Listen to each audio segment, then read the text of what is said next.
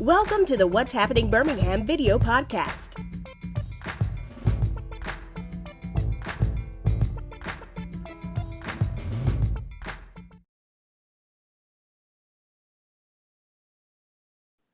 Hello, everyone. This is Jarvis S. Scott with What's Happening Birmingham. Today, I have the honor and pleasure, Mr. Dion Gorin with Tech Birmingham and Sharice Stokes with Tech MGM. I like that name, Sharice MGM. I like how you kind of shorten it. Good afternoon, you all. Good afternoon. Good afternoon. Great. I wanted to bring them on today because they're doing this great event here in Birmingham, actually in Montgomery, called the Alabama Collective, where they're combining both of the two great things that both of their companies do. They kind of talk about continue to grow and retain entrepreneurs here in Alabama when it comes to the tech industry. So welcome you all today. So first time on the podcast, who wants to go first and do a quick little bio about themselves before we kind of get into the details? I'd be happy to. And thanks a lot for having me, Jarvis. This is not only a great opportunity, but it's a great time to be talking about what's so important to us right now. Sharice Stokes, I've been in Alabama for a little over 20 years now. I certainly have a Department of Defense and IT background, but have worked a considerable amount on the education and innovation side of the house. So as an IT consultant, assisting and leading the efforts here in Montgomery with respect to developing that tech ecosystem and ensuring that we are retaining that tech talent, but also attracting others into the Montgomery area and essentially as a whole across the state of Alabama. So thanks a lot for allowing me to be here. Oh, great. Thank you for your service as well. So Dion? Thanks again, Jarvis. As Sharice says, a great opportunity to bring awareness and attention to what it is that we're trying to do in our respective cities. And we fly under the banner that we are stronger, we're better together. So really excited to talk to you all and kind of lift up some of the things that we're going to be doing. But just quickly about myself, I serve as the president and CEO of Tech Birmingham. Born and bred in Birmingham, proud Ramsey High School alum. I've been in technology for quite some time, since college, in fact. And I had the pleasure before this role of really serving in a different type of ecosystem development when I was at Rev Birmingham. And it was really about how do we build up the built environment. And I lift that up because I really see the work that we're doing as one side of the same coin. In that if we are going to attract people and companies and retain the talent here, we have to make sure that we are lifting up all areas of the ecosystem, the built environment, how people connect, how people move, how do they learn, how do they develop in their careers. And so to be able to lean into the technology side of it as well is just a great honor and a privilege for me. So like I said, a lot of great things in store, but that's the background for the most part. All right, so tell me how you two came together to form the Alabama Collective. I will defer to the smartest person in the room, Sharice. Okay. Dion and I met a few years ago. Definitely some joint folks involved that kind of looked at both of us and said, you two need to be at the same table. And for quite some time, we would cross paths and just keep in touch with what one another was doing. And over the last year or so, we said, well, let's join forces. Let's partner and be more intentional about the work that we're doing. How can we sit down and not just leverage some of the assets that we both have in our given regions, but then also look at some of the best practices and essentially say, hey, if we're sitting at the same table, working together, will both communities really benefit from that? I think for quite some time, people thought and still believe across the state that it's really territorial. And Dion and I would say from the onset, truly believe that it wasn't a competition. It was a ability to make both communities stronger. So we committed to staying in more contact with each other and at the same time also growing that base and that foundation. And that's kind of where the Alabama Collective started. And we looked to see, what were other like-minded organizations that should sit at the table with us, as well as what other industries and certainly academia as well that we could partner with to really elevate what we're trying to do. And when I say what we are trying to do, truly what our communities and our ecosystems are trying to be able to attain. Okay, so with the collective, what you all doing, it's a series of community conversations. The first one was in Birmingham earlier this month. You do how many of you are you doing? Ongoing. So as part of this series, we're going to do three, the community conversations, but I'll tell you some of the initial feedback that we're getting is people want more information and they want to know how they can be involved and they want to know how they can stay engaged. So I think it's probably going to be prudent for us to keep not just the conversation going, but also keeping the message going and allowing people to start doing more with us, engaging with us, and really growing the ecosystem in both areas. So our first series, 3 conversations, but I fully expect we'll have a lot more. Yeah, I love the first one you all did. You all missed it. It was at Bar Sebastian earlier this month. You had a lot of speakers, not only from here, but you brought a lot of speakers from outside in. Can you tell a little more about that on the first one? On the first of it. I'd be happy to hit that. Yep, I think one of the things that has been integral, I think, to the success of both Tech MGM and Tech Birmingham is the fact that Dion and I aren't just in Montgomery and Birmingham. We've had the ability to travel to different places, to look at different areas and to interact with other communities that are doing more than we are, some that aren't doing as much, but we're having an opportunity to get those best practices and those lessons learned. And we've been able to look at programs that exist elsewhere and say, is that a good fit for our area? Is that a good fit for our community? And in those travels, we've had that opportunity to really meet some superstars. And, you know, for us, even in Montgomery, the ability to attract Marcus Shaw, who was previously in Chattanooga and in the DC area, and now leading alt finance is huge. So not only does he have a vested interest in what happens in Montgomery, but truly the state of Alabama, and definitely the ability to have access to capital for our HBCUs, having involvement like his and others is huge for our state. It gives us the ability to have others that are really looking at us and want to partner with us. And I think, you know, Dion could certainly speak to that with respect to Cheryl Dorsey from Verizon and other industry, you know, huge market share stakeholders that are looking at Alabama in a different light. Absolutely. And just to piggyback on that, she mentioned Cheryl Dorsey. One of the things that has become readily apparent to me by serving in this role is just how important it will be for our state, for our respective cities to leverage what others have already done, the network and the platform that they have built. The more that we expose people to what it is that we're doing, they are over the moon about it. They're excited. We just have to be aggressive and sophisticated with how we get that message out. And if you look at a lot of the emerging technology ecosystems, the thing that seems to bind them all together is that they lead with culture. Whether you're looking at Atlanta, whether you're looking at Nashville or Austin, the list goes on. They all really embrace who they are and use that as a platform to attract others into their region. And so when you look at individuals like Cheryl Dorsey, who has an enormous platform through The Plug, which is her digital media platform, and TP Insights, her data-driven platform, the fact that she is coming to Birmingham and that she has been to Birmingham, it just lends credence to what it is that we're doing. So imagine when she is tweeting, when she is putting out content to her followers, lifting up Birmingham, that is, you can't even really buy that kind of influence. And so the fact that she believes in what it is we're lifting up and what it is that we're doing, again, I just think it lends credence to the work that we're trying to do collectively and together. And the fact that Sharice, I really have to lift her up, was just ambitious in making sure that we establish this connection. I have to give all due praise and props to her. That is going to put both of our cities in a much stronger position to compete.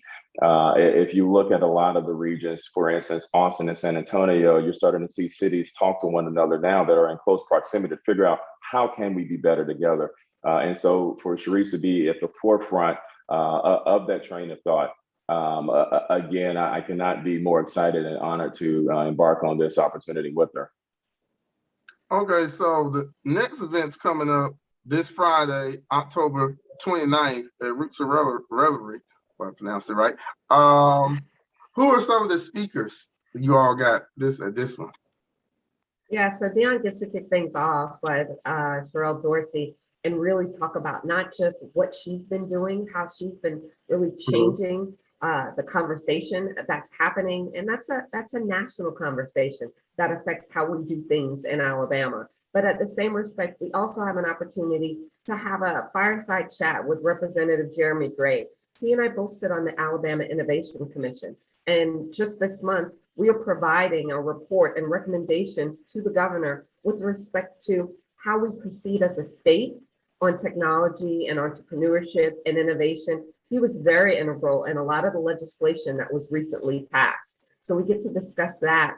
But as anyone would at least expect you could do at Magic City Classic, you got to honor those alumni of those schools, be it ASU and Alabama A&M. They have some phenomenal individuals that are not only on the tech space, those that are leveraging technology within their businesses, but even those that have taken advantage of other programs to actually make their business even more successful. So hearing from some entrepreneurs that are alumni of both of those HBCUs will be an awesome experience for us. And I feel like one of the biggest things that you both are solving, like you said, is having the conversation. You know, knowing, because the biggest thing right now is, you feel like everybody's on their own island. And I feel like you all are coming together, bring one big island together. And with this event, you getting the right people who are doing similar things together, start kind of talking through some of these issues and try to come up with solutions to it. Like, one question I want to ask both of y'all is, in your opinion, since you've been here, how has the tech industry grown for minorities in the last 10 years now in Alabama?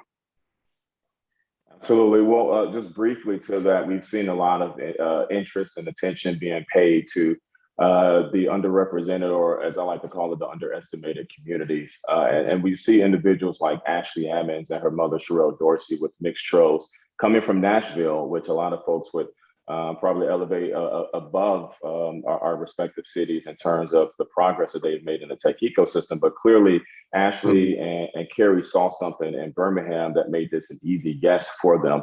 And there are other folks, whether it's Smart Alto, the individuals that have located to Birmingham as well. Bronze Valley, the initiative that Neil is leading, a lot of attention has been paid to this. And if you look at initiatives like Alabama Futures Fund, there is an intentional focus on making sure part of that $25 million startup fund, seed fund, goes to founders of color and founders who are women. So obviously, I think everybody is familiar with the stats. I just saw an updated number. Only 2% of venture capital for this year went to Black women. And honestly, I think that might have been a bit high. And so there's room for improvement, but I really cannot think of a better state than Alabama, especially given the fact that we have the largest number of HBCUs here, which gives us a tremendous asset to leverage that other states and other areas simply just cannot reproduce. So there are conversations that are taking place right now, but I can say that a lot of effort has been made over the past 5 to 10 years. And finally, I'll just lift up Ed Farm and the work that Wayman Jackson is doing with that as well. We can't tackle this question about funding for Black and brown founders until we also address the pipeline issue and make sure that kids at an early age, and adults as well, whether you're young or young at heart, that you have access and abundant access to the tools and technologies and the resources that will help empower those paths. Yeah, I think, not only did Dion say a lot of what's been happening over the past few years, I think even if we take a snapshot of what's happened over the last 18 months. So when you look at the number of micro businesses that have popped up and have been successful coming out of COVID, and kind of your post-COVID and during COVID times, where yes, there were a lot of businesses that did not survive that time, but there were loads of businesses that started during that time. You had people that were being more innovative, and then there were a lot of convenience-oriented types of businesses and a lot of tech-adjacent businesses as well. So you had especially a lot on the technical infrastructure side, where people were starting to rely even more on technology. So when you look at technology and innovation from an entrepreneurship, our numbers have started to skyrocket on the micro business side. And I will tell you, from a minority talent side of the house, they are some of the most, and we are some of the most prepared to actually successfully run those businesses. So it's something that we want to continue doing. It's something that we want to continue not just promoting, but showing great successful examples to others. I think right now, so many people just want to see themselves in someone else. And I think if you have that opportunity to stand in front and say, yes, I'm a great example of that, you're inspiring the next entrepreneur. Well, one thing I like about what you always do, especially what Dion mentioned, is that pipeline. Because when I was in high school, I wasn't thinking about becoming an entrepreneur. I was thinking about maybe just getting into college. And then even graduating from college, I was thinking about just trying to find a job.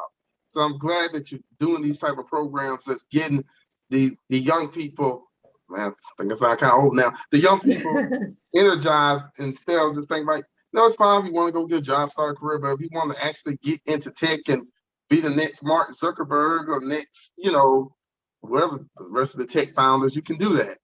So I guess one lasting thoughts from both of you all and kind of that person that's thinking about joining this event, what would you tell them? I tell them to come and listen. A lot of what we want to do is not just, talk you to death, but start telling you about how we're walking the talk.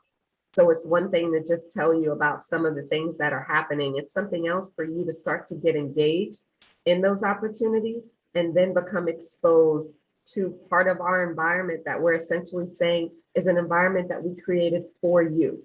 And I think it's about time that some people start to see themselves in those situations. And I think you can do that by at least listening when you come and deciding, yes, this is something that I want to get engaged in. I think I remember when my parents always said, closed mouths don't get fed, right? So like you got to go there, you got to be present.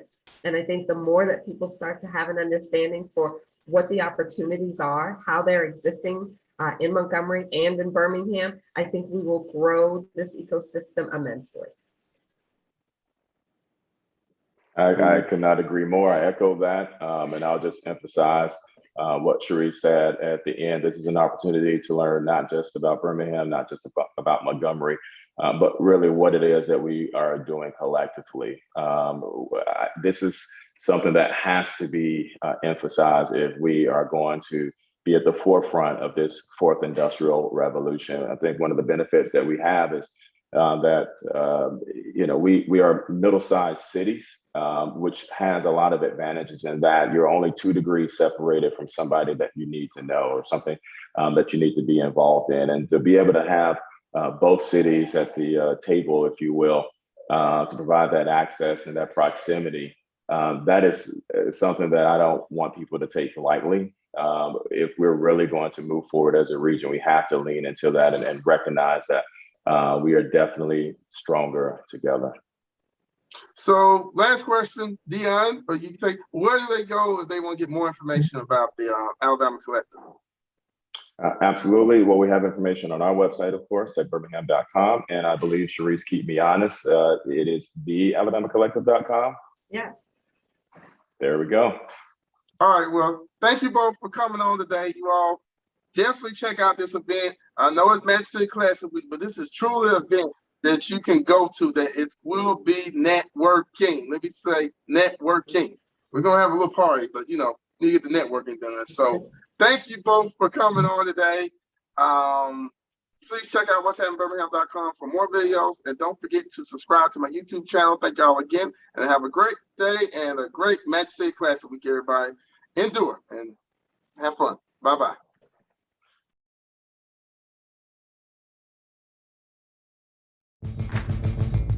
Thank you for watching the What's Happening Birmingham video podcast. Please check out our website, app, or subscribe to our YouTube channel for the latest videos today.